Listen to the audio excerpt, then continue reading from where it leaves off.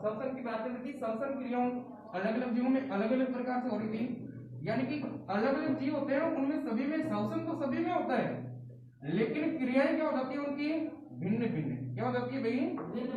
भिन्न भिन्न। जैसे थोड़ी सी अलग से बात कर लेते हैं अपन एक बार। अब मानव है, एग्जाम्पल के रूप में लिया मानव है, तो मानव में श्वसन क्रिया होती है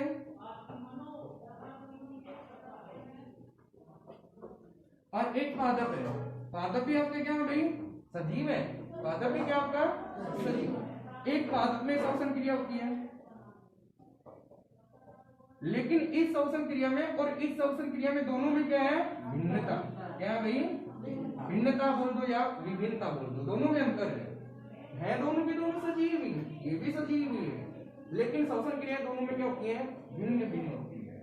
या श्वसन तंत्र होता है, श्वसन तंत्र, तंत्र में इंग्लिश बोलते हैं सिस्टम, SYSTEM, ये सिस्टम, और श्वसन को बोलते हैं रेस्पिरेशन,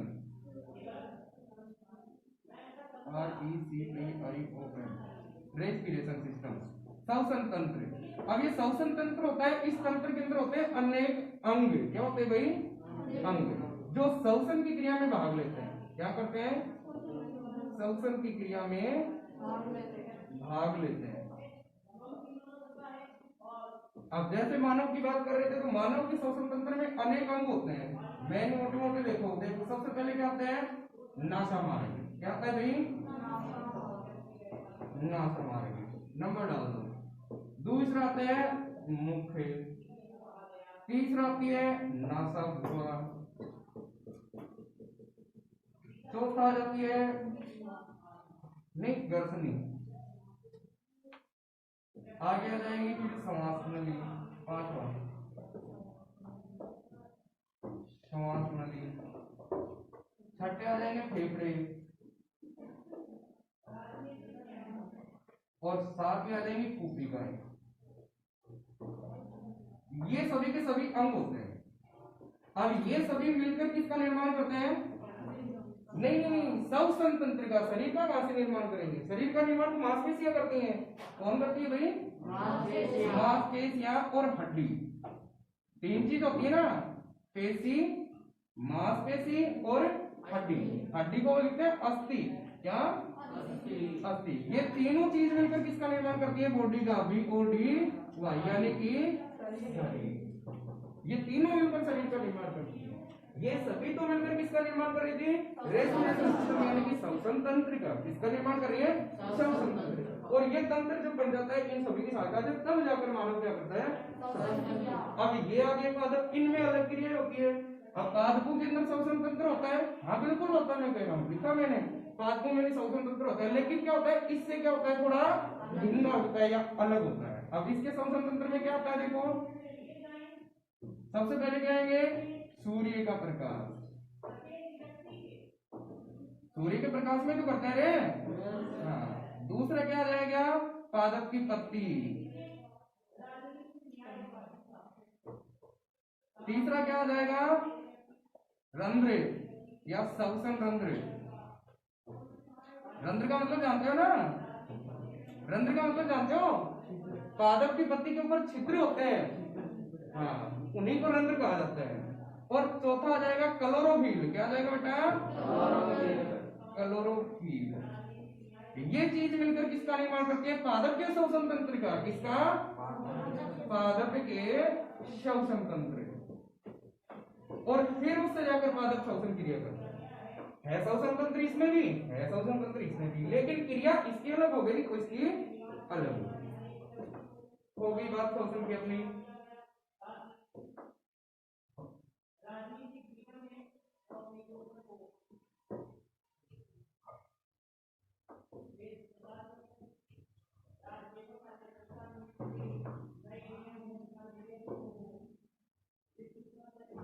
ऐसे ही पोषण की बात चल रही थी तुम्हारी। किसकी बात थी भाई? पोषण। पोषण का मतलब होता है डाइजेस्टिव सिस्टम, यानी भोजन। क्या होता है भाई? भोजन। अब बात कही थी देखो पोषण की, तो पोषण भी मैं कह रहा हूं अलग अलग जीवों में अलग अलग क्रियाओं की सहायता से होता है। अलग अलग जीवों में अलग अलग, यही लिख देता हूँ क्रियाओं से। बात सजीव की कर रहे हैं, निर्जीव नहीं शुरू किया अपने, निर्जीव शुरू ही नहीं किया, सजीव ही कर रहा है। लेकिन सजीव में भी अलग अलग जीव होते हैं, वो भोजन की क्रिया भी कैसे करते हैं, अलग अलग तरीके से करते हैं। जैसे आप लोगों को बताऊं, भोजन के आधार पर जीवों को कितने भागों में बांटा गया, 3। भोजन के आधार पर कितने भागों में बांट दिया, 3 भागों में। आप लोगों को पता होगा ना, हाँ, सर्वाहारी, शाकाहारी और एक मांसाहारी, ये होते हैं ना। अब ये अलग तरीके से करते हैं, ये अलग से और ये अलग से। भोजन के आधार पर 3 भागों में बांट दिया जाता है, इन तीनों में अलग अलग होते हैं। अब आप सभी को पता होगा शाकाहारी कौन सा होता है, मांसाहारी कौन सा होता है, सर्वाहारी कौन सा होता है, ये तो पता है ना। देखो बता दो आपको, सर्वाहारी तो कौन सा होते हैं, जो घास फूस और मांस दोनों खाते हैं, दोनों लिख देता हूँ, खाते हैं। और शाकाहारी क्या होते हैं, जो केवल घास फूस खाते हैं, वो होते हैं शाकाहारी।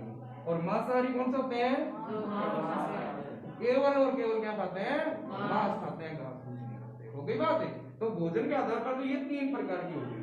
अब छोटी सी बात, इस प्रकार मानव में शोषण देखा था, वैसे मानव में पोषण देख लो, मानव में ही पोषण। अब मानव में पोषण के लिए क्या होता है, पाचन तंत्र। क्या होता है बेटा, पाचन तंत्र। और इस पाचन तंत्र में वैसे ही अनेक क्या होते हैं, अंग। और उन अंगों की सहायता से कौन सी क्रिया हो जाएगी, पाचन तंत्र। अब देखो कैसे होते हैं, जिस प्रकार श्वसन तंत्र में अंग लिखे थे ना यहाँ, वैसे देखो पाचन तंत्र में मानव के अंदर सबसे पहले क्या होता है, मुख। क्या था भाई, मुख। 2 नंबर पे आती है जीव्या, जीव्या लिखो या जीव, हाँ। 3 नंबर पे आई थी कि आपकी ग्रंथि, कौन सी होती है, लाल ग्रंथि, ये लो। फिर आ जाएगी भोजन नलिका,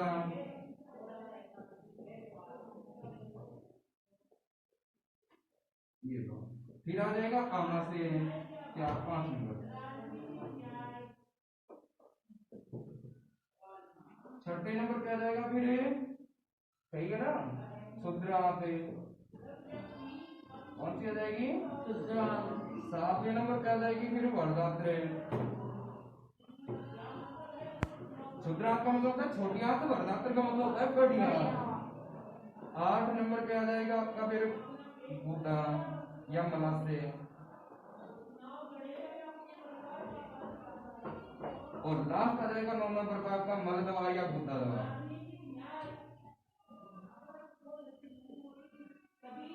ये पॉइंट होते हैं।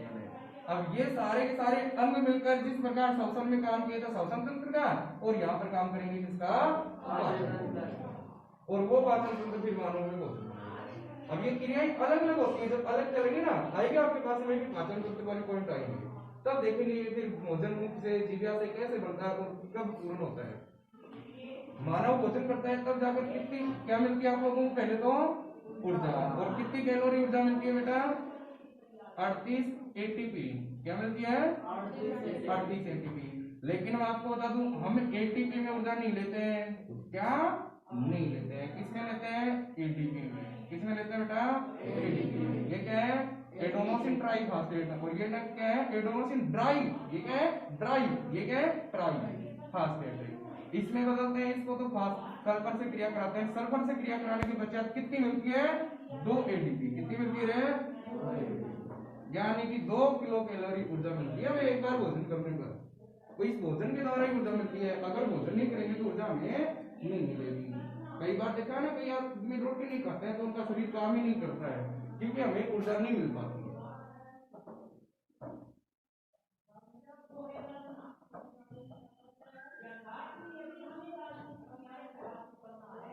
अब पाचन की बात करोगे तो पादपों में पोषण कैसे बनता है, पादपों में पोषण कैसे बनता है, पादप में भी वही श्वसन तंत्र होते हैं। तो पादप अपना भोजन कैसे बनाते हैं, सूर्य के प्रकाश की उपस्थिति में। क्या करते हैं, कार्बोहाइड्रेट का पाचन किस करें, किसकी सहायता से, क्लोरोफिल की सहायता से। किसकी सहायता से, क्लोरोफिल की सहायता से। सूर्य के प्रकाश की उपस्थिति में बनाते रहते हैं। कब बनाते हैं ज्यादातर कब बनाते हैं ये? सूर्य के प्रकाश की उपस्थिति में, क्योंकि सूर्य के प्रकाश की उपस्थिति में पादप की पत्ती होती है ना, उसमें रंध्र पाए जाते हैं, उन्हें बोलते हैं दवार रंध्र। क्या बोलते हैं रे? दवार रंध्र। इनमें दो क्रियाएं होती हैं, एक बार ये खुलते हैं और एक बार ये क्या होते हैं? बंद होते हैं। एक बार खुलते हैं और एक बार बंद होते हैं। जब सूर्य का प्रकाश आता है तो ये खुल जाते हैं, सूर्य का प्रकाश जैसे ही गायब होता है तो ये क्या हो जाते हैं? बंद हो जाते हैं। इनकी क्रियाओं के आधार पर ये काम करते रहते हैं। निर्जीव की बात करें तो आगे सब जनन उन्नत की सबकी ये कहानी है। अब निर्जीव की बात करो आप लोग। निर्जीव की बात करोगे तो आप सभी को पता है वे जीव जंतु जिनमें वही श्वसन, पोषण, पाचन, जनन, उत्सर्जन आदि क्रियाएं नहीं होती हैं, वो सभी के सभी क्या कहलाएंगे? निर्जीव। जैसे एग्जाम्पल में क्या लिख दूं? दीवार,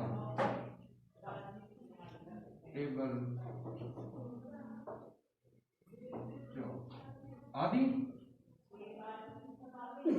हो गई बात? एक नहीं छूट लिखा था, वो छूट गया था। आदि का मतलब ये होता है कि और भी हो सकता है। गति नहीं लिखी थी बेटा, माउंटेन गति, गति भी तो करते हैं ना, एक गति नहीं लिखा गया तो छूट गया था। गति आदि क्रियाएं नहीं होती हैं, और उनमें करना गति आदि क्रियाएं होती हैं। वो सभी के सभी तो निर्जीव कहलाएंगे, और उनमें ऊपर वाले में क्या कहलाएंगे? सभी सजीव। अब छोटी सी बात गति के ऊपर याद आ गई, गति से करो। देखो अभी आपने सजीवों की बात की थी, सजीव में पहले आपने मानव और पादप वगैरह देखे थे। हमने लिखा इनमें गति भी होती है, यही लिखा सजीव में गति भी होती है। मानव में गति होती है, पादप में गति होती है, पादप में गति होती है नहीं। मैंने तो लिखा है कि सजीव में होते हैं जिनमें पाचन, श्वसन, गति होती है। आप कह रहे हो पादप में गति नहीं होती, पादप में तो गति होती है। अरे सजीव के आधार पर अभी तो मैंने लिखा है कि पादपों में गति होती है। मैं फिर कह रहा हूँ कि पादपों में गति होती है। आप मना कर रहे हो कि पादपों में गति होती नहीं है। क्या नहीं होती? अरे पादपों में गति होती है। मानव एक स्थान से चलकर दूसरे स्थान पर पहुंचता है, गति करता है। बिल्कुल सही बात है, गति करता है। यानी कि ऐसे लगा लिया, आप घर से चले और स्कूल आ गए, तो ये तो क्या हो गई? आपकी गति होगी। गति की आपने। क्या पादप गति नहीं करा? आज जहाँ पे वहीं कल पे रहता है ना, हाँ सर, तभी गति नहीं करता है। अरे ग्रोथ तो 3 में ग्रोथ क्या हो गई? वर्दी। हिंदी में बोलते हैं वर्दी, इंग्लिश में बोलते हैं ग्रोथ। ये लो ग्रोथ होती है। आज इतना था, कल इतना, परसों इतना, हुई गति। तो आप मना कैसे कर रहे हो गति में? हाँ, पादपों में गति होती है। पादपों के ऊपर ही बस बात अटकती है, बाकी कुत्ता बिल्ली सब में क्या होती है? गति। तो आज के बाद याद रख लेना आप लोग की पादपों में भी गति होती है। गति की जगह उनमें क्या होती है? वर्दी। चाहे दोनों तरफ से चलो, कल इतना सा पतला सा था, एक दिन इतना मोटा पेट बन जाता है। ऐसे ही चीज लोग लो, एक दिन इतना था, अभी बढ़ता बढ़ता एक बड़ा पेट बन जाता है।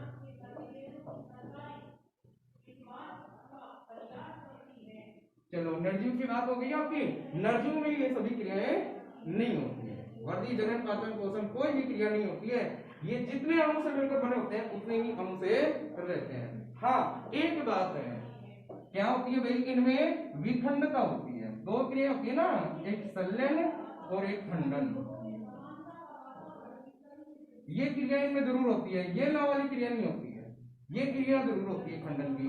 जैसे कई बार आपके पास में एक पत्थर होता है, उसको काफी दिन हो गए, वैसे का वैसा रहता है बिल्कुल, लेकिन तुम्हारे जैसा मेरे जैसा कोई ना कोई उसका क्या कर देता है?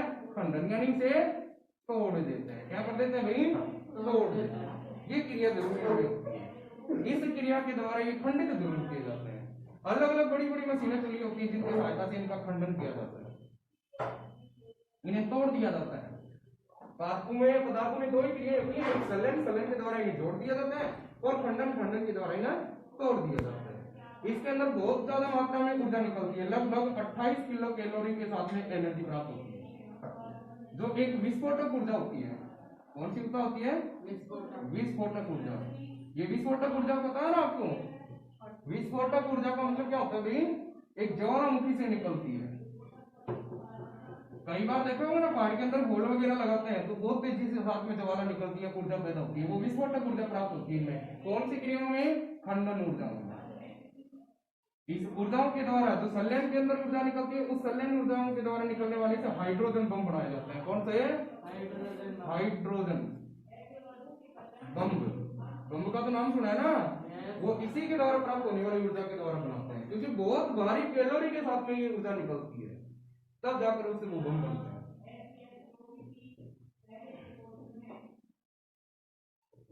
देखो ये तो थे हमारे पदार्थों की बात हुई, इंट्रोडक्शन प्रास्तावन में आ गए। अब पॉइंट लेके चलो पदार्थों के भौतिक स्वरूप या भौतिक गुण धर्म है।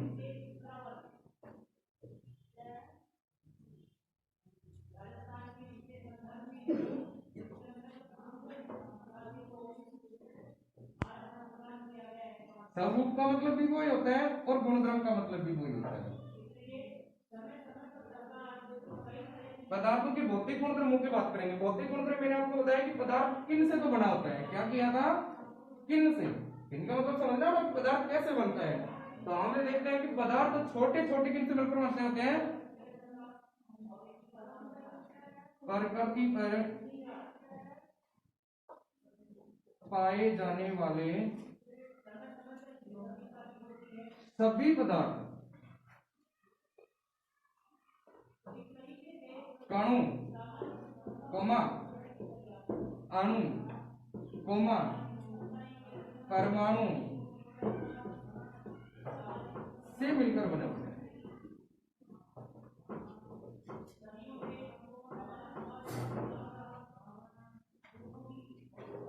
बने होते हैं ये होता है। प्रकृति में जितने भी पदार्थ हैं वो सभी के सभी सबसे पहले कण आते हैं, उसके बाद में अणु बनते हैं, अणु से फिर क्या बनते हैं? परमाणु। और परमाणु मिलकर किसका निर्माण करते हैं?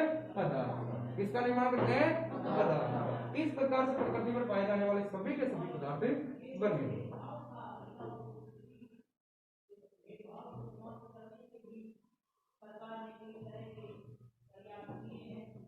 देखो कण की बात करो, कण क्या होते हैं? अभी बात की थी हमने कणु अणु और परमाणु। कण क्या होता है?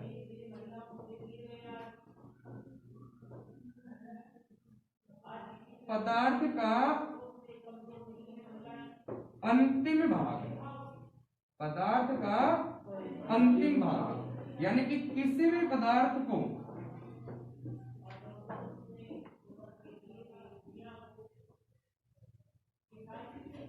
विभाजित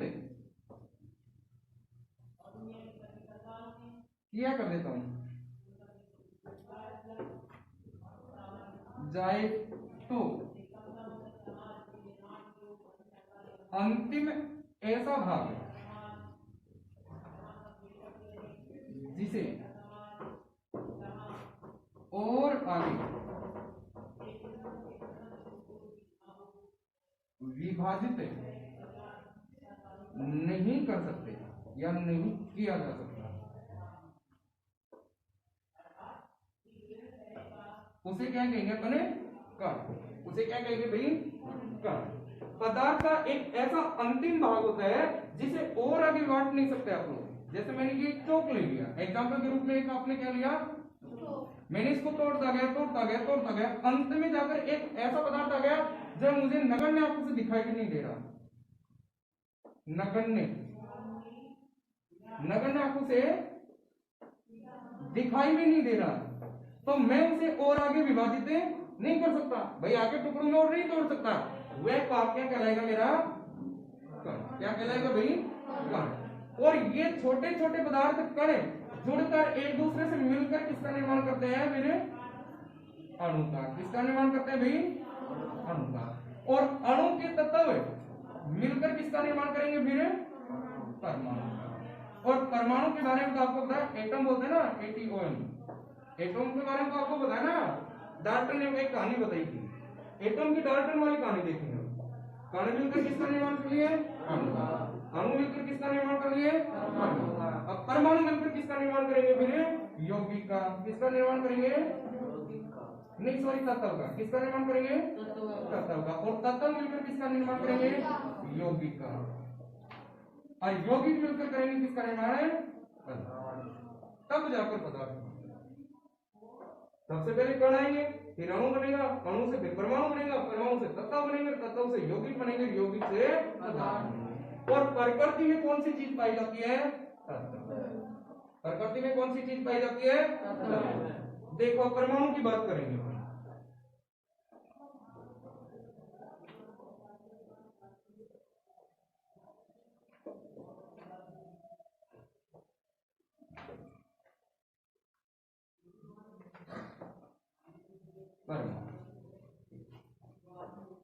एक वैज्ञानिक थे अपने पास में जिनका नाम था सर जॉन डाल्टन। क्या था भाई?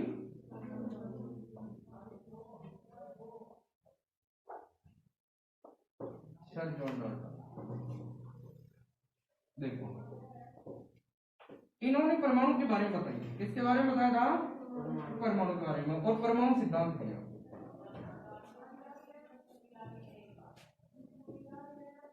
परमाणु कहानी बताते हुए कौन सा सिद्धांत दिया था इन्होंने?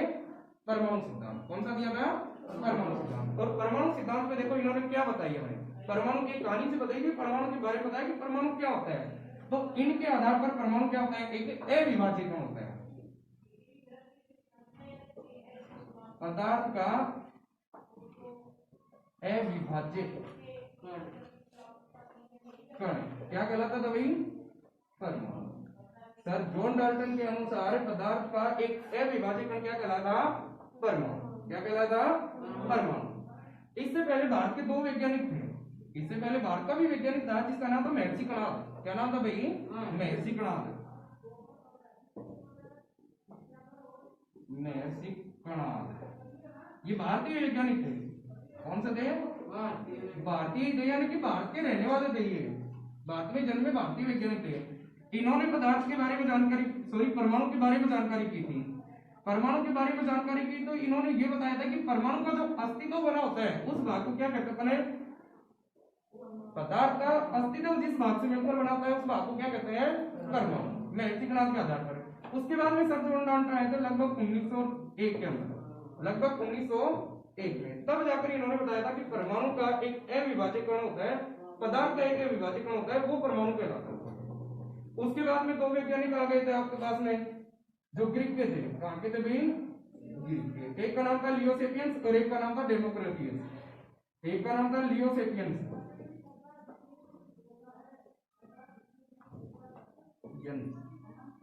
और एक का नाम था डेमोक्रिटस।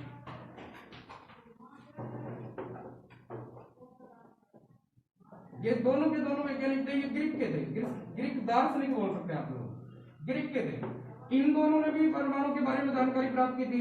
काफी दिनों तक बहस चलती रही थी। उसके बाद में परमाणु के बारे में जानकारी प्राप्त की इन दोनों ने। और अंत में जाकर ये दोनों भी क्या बताते हैं कि वास्तव में सर डाल्टन के आधार पर परमाणु क्या चीज होता है? पदार्थ का एक अविभाज्य कण क्या होता है? परमाणु होता है। तब जाकर इसकी बात को तथ्य माना गया। तथ्य का मतलब मानते हो ना, एक सबूत माना गया था कि वास्तव में परमाणु वही चीज होती है जो एक अविभाज्य कण होता है। पहले इसकी बात को कोई नहीं माना था, कोई नहीं माना था। एक तो वैज्ञानिक ने जाकर ऐसे मानी थी कि हाँ सर जॉन डाल्टन ने सही बताया होगा कि परमाणु वही चीज होता है। महर्षि कणाद की बात को भी गलत साबित कर दिया गया था। फिर लेकिन ग्रीक दार्शनिक आए थे लियो सेपियंस और डेमोक्रिटस। इन दोनों ने ये बात बताई थी कि वास्तव में परमाणु वही चीज होती है जो अविभाज्य कण होता है। तब जाकर डाल्टन की बात को साबित किया गया था कि हाँ परमाणु वही चीज है जो एक अविभाज्य कण है या होता है। तब परमाणु को तथ्य मिली थी लगभग 1901। चलो कोई नहीं।